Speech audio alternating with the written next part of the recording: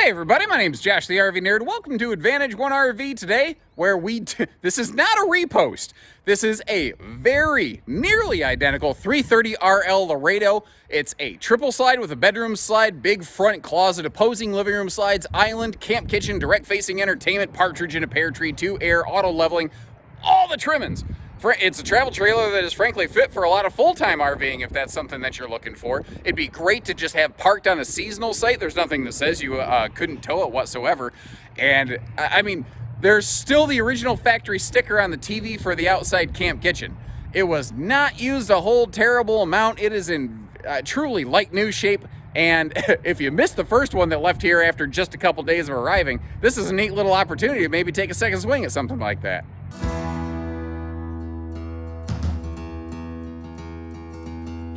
And you know, I think the words like new get thrown around way too liberally and willy-nilly. That being said, I think this one most definitely qualifies for the discussion of like new. It is in absolutely dynamite, fantastic shape here. Now, the way that they do this, you've still got a direct facing entertainment center. You're not losing windows, you're just moving them. Remember, you've got a camp kitchen kind of buried behind that right there, but straight across from it, we've got that nice comfy little theater love seat, which is actually something I kind of noticed on this one. Rather than a central, like, armrest console, this one is just wide open. Very nice if maybe you're a little bit fluffier, or let's say it's grandpa and grandma, and you want to stuff one of those skinny little grandbabies between you and get that snuggle time. Not to mention the fact that that's the definition of boardwalk and park place viewing right there. Straight across from the entertainment center, and the TV's not mounted all the way up to the flippin' ceiling where you're getting a neck cramp anyway. They did this very nicely. Something else that's nice is that vaulted ceiling here. Keystone's actually the originator of that in the towable RV industry, by the way. Everybody else who does a vaulted ceiling, they're all essentially copying Keystone, who did it first. Way back when. Oh, you know, I've got this closed up, but just so you can see, that does pop open, as does the hide-a-bed back here, which is roughly what I'm going to call, say, kind of a full-size hide-a-bed sleeper sofa that looks like it's never been open. And I left that left side stand open there below those household outlets so that you can see there is storage there. Now, the one on the right side is not full storage like this. There's something in that area from the outside of the RV that just happens to prevent that. A little bit of bonus storage above. We've got pleated night shades all the way through. There's only one of those in the bedroom I noticed that didn't want to keep itself up. I'll point that out when we get back there. But overall, everything in here looking real awful fine. Everything looking just about new. Let me give you a handy little RV point of view here. I'm going to sit down at the theater seat, and this is what I mean by no neck wrecker entertainment center. You've got your Tootsie Toaster down below, DVD, Bluetooth stereo in the middle. You got some shelf space for some entertainment expansions. And that TV, by the way, can pivot. So if you want to come over here and just kind of do some sofa lounging, you want to have a little theater seat sofa conversation corner. First of all, it's still not that hard to see even when it's in flat mode. But you can pivot the TV to face you. You can chit-chat. We're talking about, hey, who do you think it is on The Masked Singer, or whatever show you watch? I don't know. You guys ever watch that show, The Masked Singer? It's like, I find that I either know exactly who it is immediately, or I don't have a clue. There's no in between. I won't figure it out. I either know it or I do not.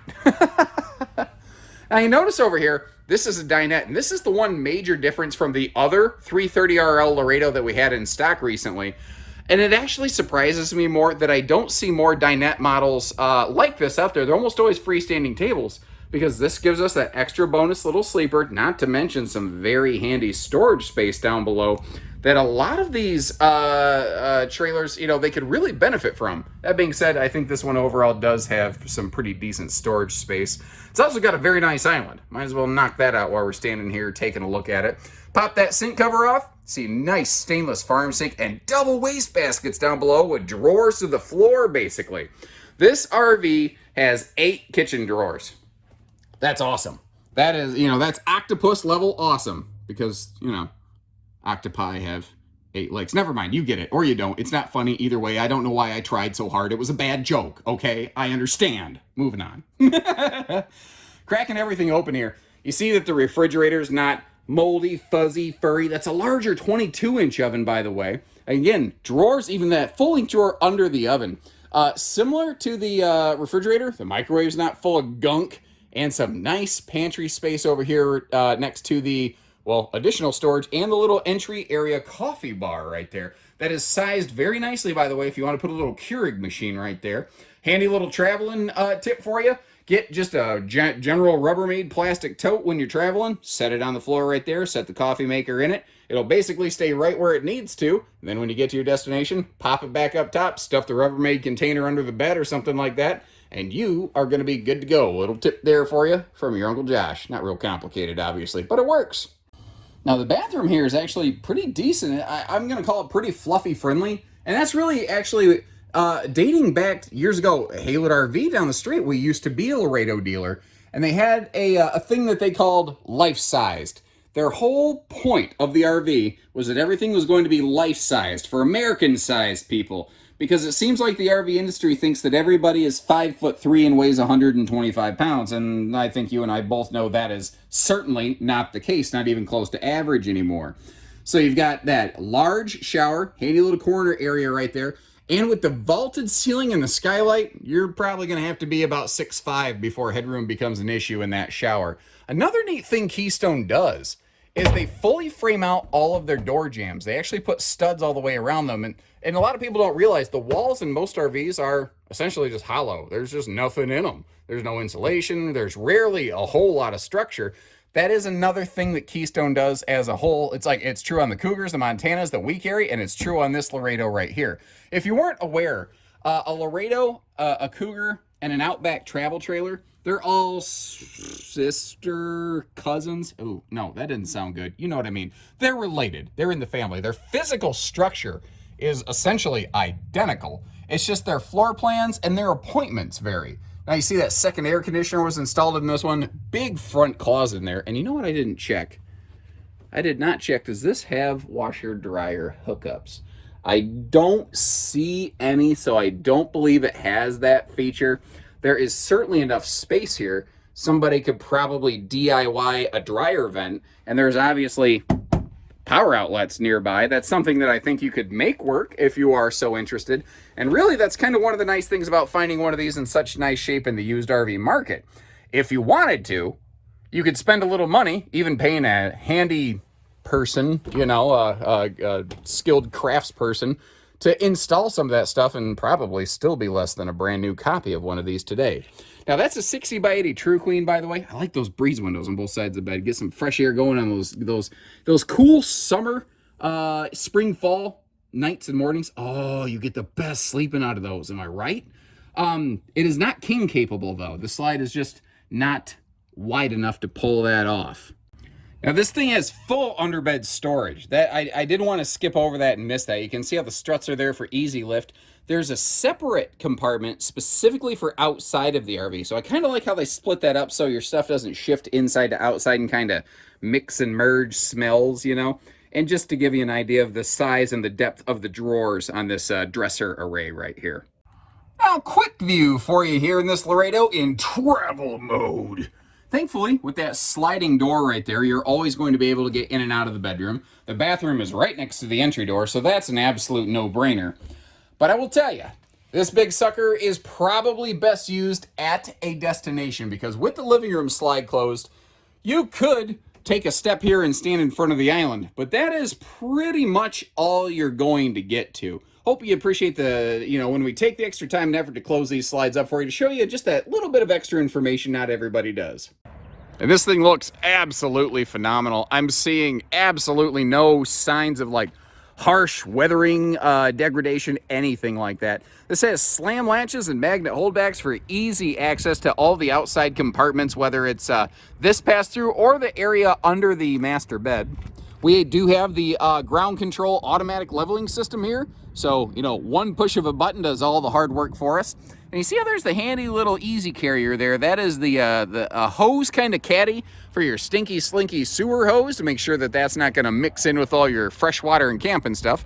Because, nobody wants to get pink eye from the armrest of their favorite lawn chair, am I right? anti-slam entry door. Now, if you're interested in something like those nice stable steps, those are things that could be applied here. But I know a lot of people with their campsites, they might want to build a deck. Those stable steps aren't exactly deck friendly. Those steps, you can fold them away, and hey, no big deal when you're done. This camp kitchen though, man, this is the business. They did a good job here. Now, one thing I want to point out for you real quick is you're going, how much headroom is under there? Well, obviously, I can walk right under this thing, and you can see that there's plenty of clearance above my head right here.